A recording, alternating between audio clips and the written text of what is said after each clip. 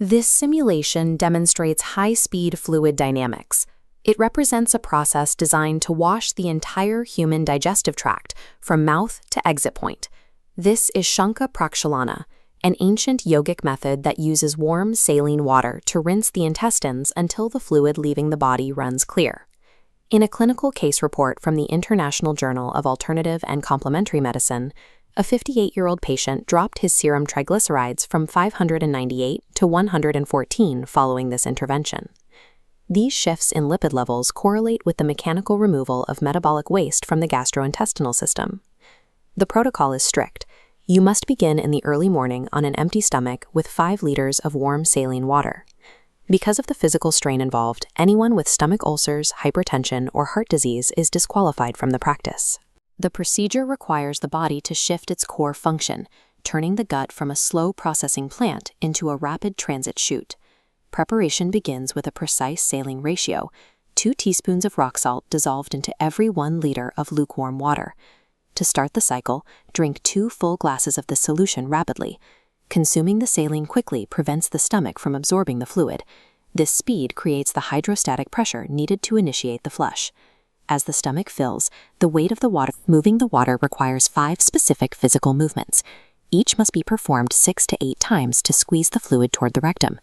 The first movement, Tadasana, uses an upward stretch to physically elongate the torso. As the diagram shows, this action pulls the pyloric valve open, dropping the water into the upper intestine. In movement 2, Tiryak Tadasana, side-to-side bending forces the released fluid into the small intestine.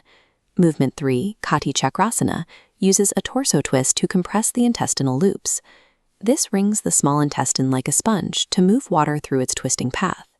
Movement 4, Tiryak Bhujangasana, targets the ileocecal valve. This twisting posture opens the gate between the small and large intestines.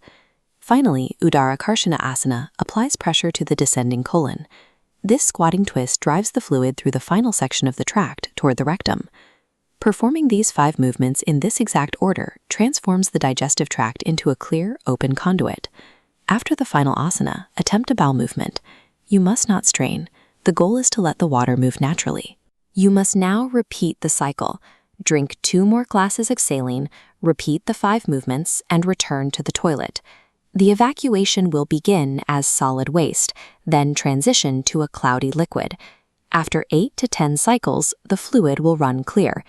When the water is clear, the active phase ends.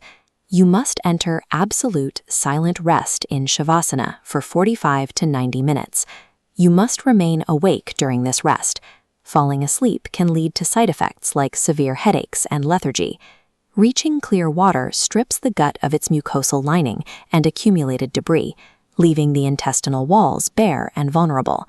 Within 2 hours of the cleanse, you must eat a first meal of unsalted khichdi, rice and mung dal, mixed with a large volume of liquid ghee.